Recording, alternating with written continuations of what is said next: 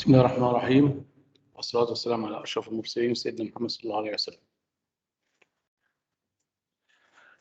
Good afternoon, everybody. How are you today? This is Mr. Nabil Adam from Barkia Secondary School. Today, I'd like to present a lesson for grade 11. This is a recorded lesson. I'm going to teach them how to make a good summary and how to translate from Arabic into English. So this is what we are going to do today, how to make a summary and how to translate. I'm going to give you some tips how to do a good summary and how to translate. Let's start with summary writing. What is a summary? A summary is a shortened passage which retains the essential information of the original. It is a fairly brief restatement in your own words of the contents of the passage. Note, you simply report back what the writer has said without making value judgments.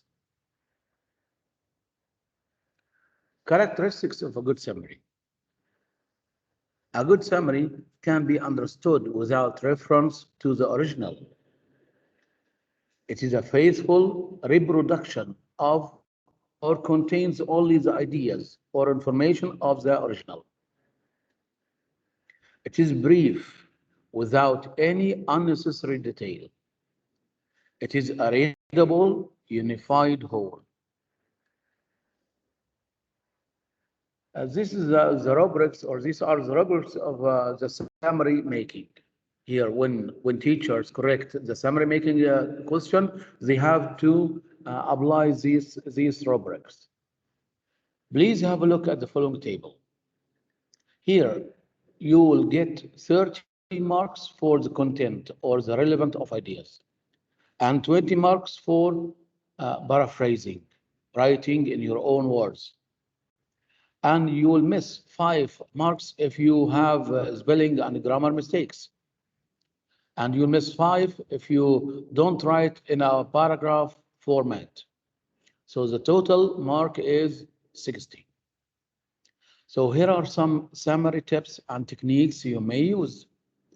Number 1, read the question carefully and make sure that you understand the given question. 2, don't copy from the original text. Number 3, paraphrase the sentences using your own words. Number 4, and last one, write full, meaningful sentence. Do not use bullets. Do not use points. Let's have an example. In 4 sentences, summarize and paraphrase the following paragraph to show. This is a question. How educational systems may and may not dominate students' life. You are going to say how the educational systems may dominate or may not dominate students' life. Let's read the paragraph. There are educational systems that provide vacations while keeping students' skills sharp. For example, in Japan, students attend class for 7 weeks consecutively, followed by 2 weeks of vacation. This continues throughout the year. In Italy, students attend class 6 days per week, but finish at 1:30 p.m. each day, so that school does not dominate their life the way that it does in America, where students attend high school from 7:45 a.m. until 3 p.m. each weekday.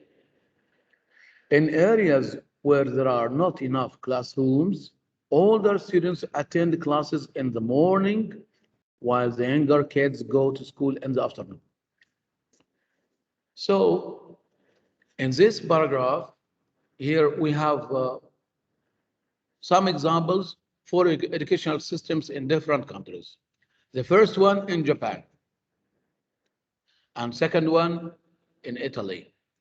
The third one in America, and the fourth one in areas where there are not enough classrooms. Here, maybe in poor countries or in crowded cities. So you are going to write here these examples, but you are going to write in your own words. Read and write 4 sentences of your own, answering the following question. Okay, how educational systems may and may not dominate students' life. Please practice writing. Stop the video, pause it, and answer the following question in a paragraph of 4 sentences. I'll give you some time to write. And then you are going to check your writing. You have to check spelling, grammar, punctuation, mistakes, etc. Let's have a look at the model answer here.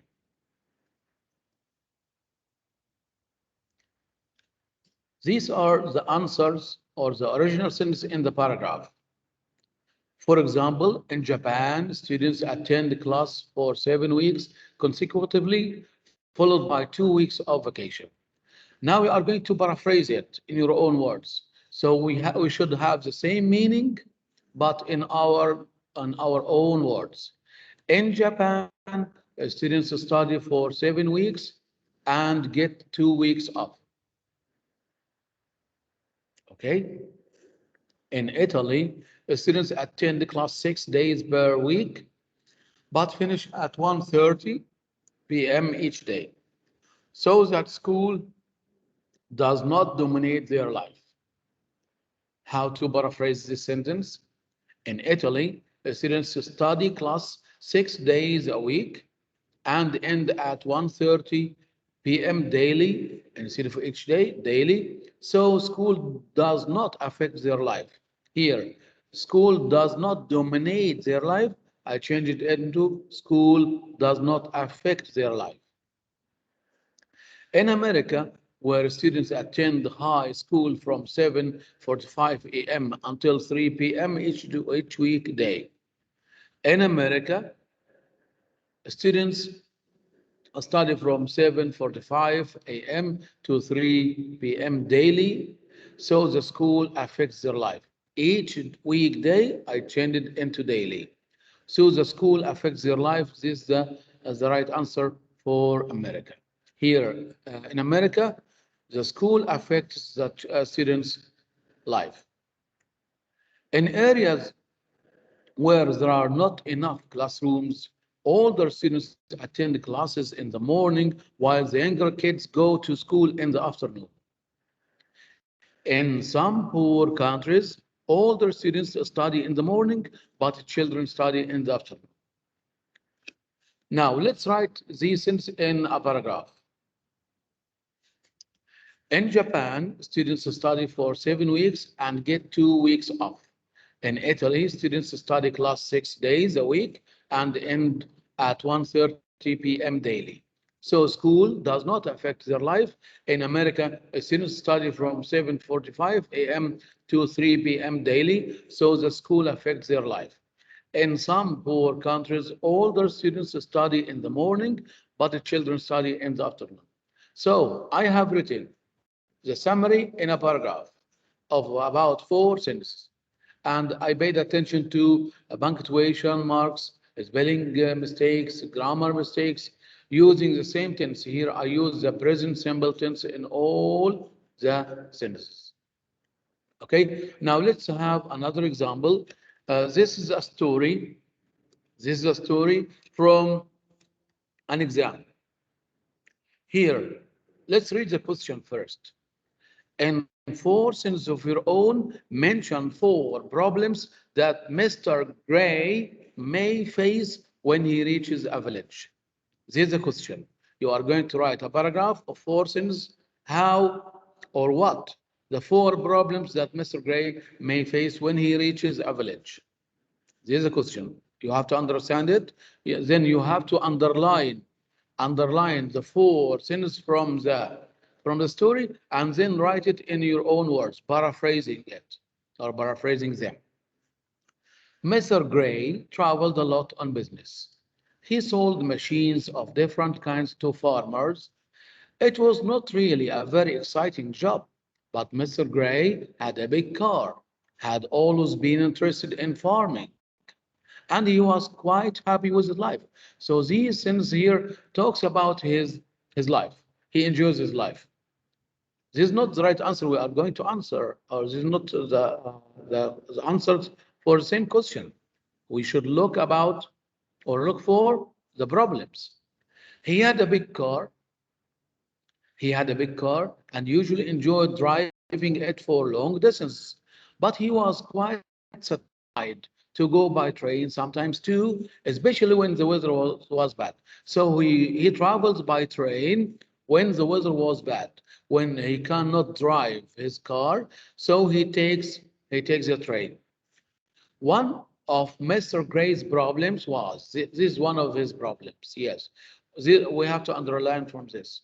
One of Mr. Gray's problems was often where to stay when he reached a small place in the country. This is the first problem.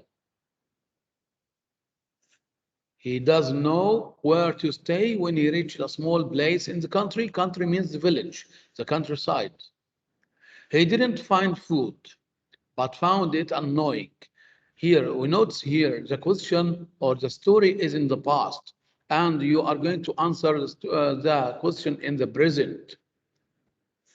Mr. Gray may face some problems when he reaches a village.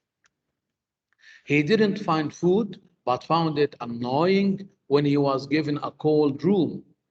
And there was no hot water or good food after a long and tiring day, late or one winter evening. Mr. Gray arrived at a small railway station. The journey by train that day had not been interesting, so he didn't enjoy the traveling by train because it was very uncomfortable. And Mr. Gray was cold, tired, and hungry. He was looking forward to a simple but satisfying meal by a warm fire, and then hot bath and a comfortable bed. Now you are going to underline the four sentences and then paraphrase them in your own words. Okay? Pause the video so that you can write the paragraph and answering the question in four sentences of your own. Mention four problems that Mr. Gray may face when he reaches a village. Go on writing.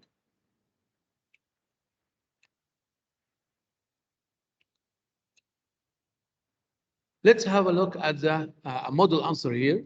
I have written and four sentences of your own. Mention four problems that Mr. Gray may face when he reaches a village. Notes here. I have started writing it as a paragraph. I left a space. I started with capital letter and then full stop at the end of the sentence. I used conjunctions first, second, third, fourth, or finally. I put punctuation marks slash comma, a capital letter, apostrophe here. Pay attention. So I write in a paragraph. I didn't write in bullet points. When Mr. Gray reaches a village, he may face some problems. So here I used a part of the question.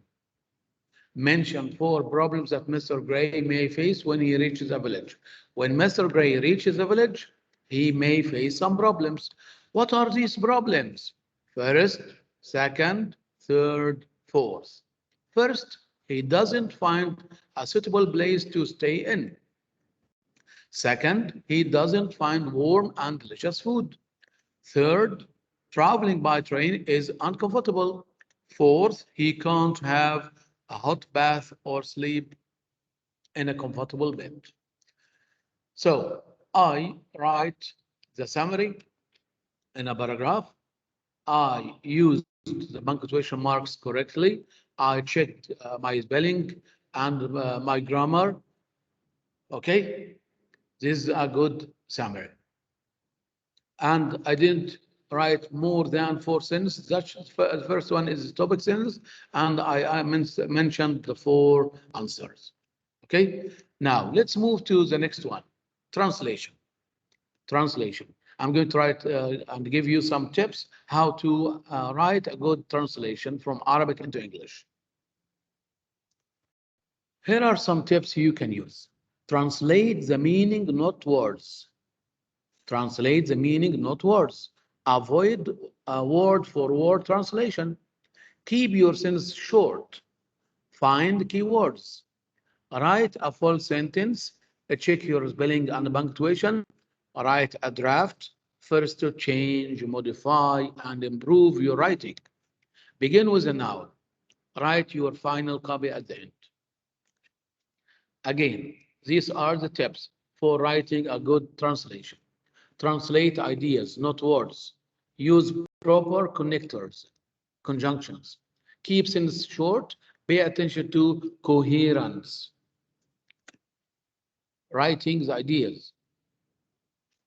Let's have here some examples. Translate the following into good English. كانت ترسل الرسائل بالماضي لمسافات قصيرة عبر التلغراف. هنا الجملة جملة فعلية. ترسل الرسائل والجملة مبني مجهول. هنا في الإنجليزي ببدأ بالإيه؟ ببدأ بالاسم. ما ببدأش بالفعل. Messages were sent to short distances in the past via telegraph. هنا عندك هنا ترسل قلت were sent عشان الجملة passive والبقى messages هنا plural وuse the past symbol عشان في كلمة in the past. In the past. ممكن تقول via telegraph or by telegraph. Via telegraph or by telegraph. أول أجهزة تلفزيونية كانت بهذا الثمن وكان شاشتها صغيرة وصورها أبيضا وأسود. The first TV sets were prohibitively expensive. Prohibitively يعني نفس كلمة very expensive. Prohibitively expensive. Extremely expensive. With small screens and black and white pictures. واحد بيقول لي كلمة prohibitive اللي ممكن نبدلها كلمة very extremely أي صفة أي identifier اللي هو adverb بس كلمة expensive دايما تيجي معاها كلمة إيه prohibitively بشكل باهظ. Prohibitively expensive with small screens and black white pictures. انتبه ان في من ترجم من العربي الانجليزي الصفه في الانجليزي تاتي قبل موصوف. هنا شاشتها صغيره small screens black and white pictures. هنا الصور ابيض واسود. عندك هنا the first TV sets يبقى هنا الصفه تاتي قبل الموصوف. نقول short distances ما هوش distance short يبقى الصفه تاتي قبل الموصوف. صنفت الكويت الثانية في قائمة حرية الصحافة في الشرق الأوسط في العام 2007. ده ممكن تكتب إيه الكلمات اللي أنت عرفتها الأول وبعد كده تشوف الترتيب الصح. يعني مثلا عندك كلمة إيه حرية الصحافة the freedom of press قائمة عن الليست أو index الشرق الأوسط middle east وبعد كده كلمة صنفت يعني إيه ranked. فهنا الجملة باسف. الجملة هنا باسف. أبدأ بكلمة كويت ما أبدأش بإيه صنفت. Kuwait was ranked second in the Freedom of Press Index in the Middle East in 2007. خد بالك الزمن دايما يكون في نهاية الجملة. وهنا هتلاحظ ان استخدمت الباست سيمبل في الباسيف عشان الجملة في الماضي البسيط. Let's see more examples. Translate the following into good English. في البداية معظم الإذاعات كانت إخبارية ثم ظهر بعد ذلك إذاعات موسيقية وفنية وبرامج ترفيهية أخرى. At first واحد بيقول لي at the beginning ماشي at the beginning at first most broadcasts معظم الإذاعات البرامج الإذاعية were news programs. Then music and other artistic and entertainment programs appeared. لاحظ كلمة ظهرت جت في الآخر كلمة يبقى لنا بعد الفاعل نجيب الفاعل. At first, most broadcasts were news programs, then music and other artistic and entertainment programs appeared. دائما ما كان يقلق الناس من الاختراعات الحديثة. وفي الستينات أعتقد الناس أن التلفاز سيحل محل المذياع. People have always worried about modern inventions. هنا بستخدم have word present perfect. ممكن استخدمها people always worry. بس هنا شيء حدث في الماضي وما زال متصل بالوقت الحاضر بستخدم ايه present perfect. People have always worried about modern inventions. ممكن تقول modern inventions, new inventions. In the 1960s في الستينات نكتب الرقم وجنبيه S. In the 1960s, they thought الماضي من think that television would replace radio. خد بالك ان كلمة would ما استخدمش مع will، هستخدم مع would عشان في الجملة في الماضي.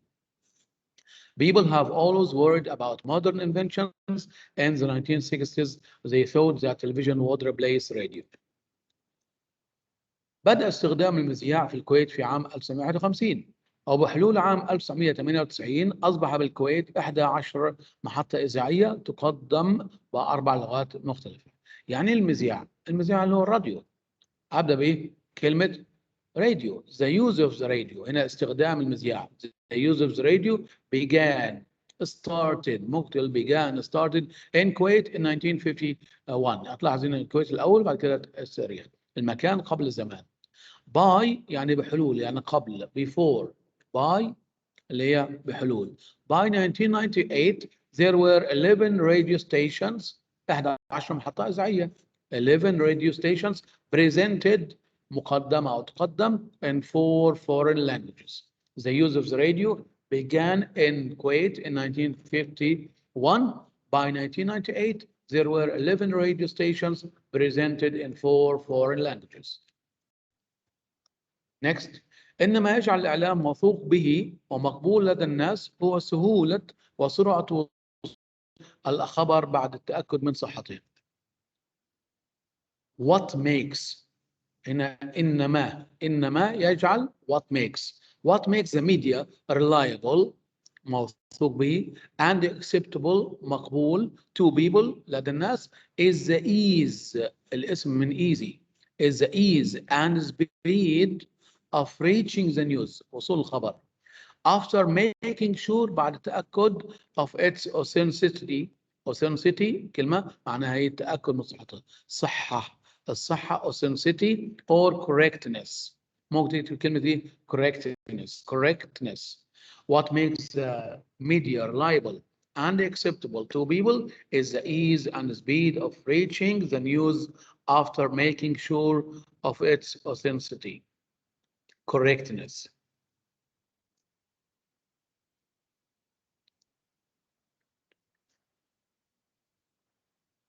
يستطيع الإعلام أن يؤثر على المستمعين سلبا وإيجابا. المستمعين اللي ممكن تقول listeners أو audience. هنبدأ بكلمة الإعلام، ما ينفعش نبدأ بكلمة يستطيع. يبقى أنا the media can affect the audience or the listeners negatively or positively. The media can affect the audience, listeners negatively or positively. I hope you enjoyed watching this video. Practice making summary and translation from Arabic into English. Until we meet again, goodbye.